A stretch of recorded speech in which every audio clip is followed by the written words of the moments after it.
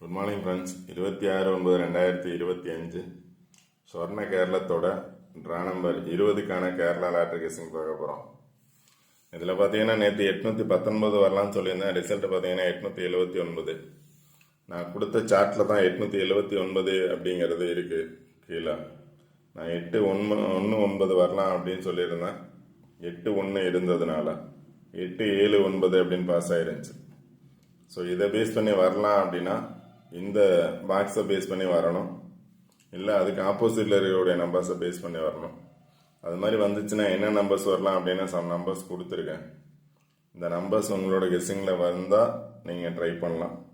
இல்லை அப்படின்னா சார்ட்டை பேஸ் பண்ணி என்ன நம்பர்ஸ் எடுக்கலாம் அப்படின்னு எடுங்க.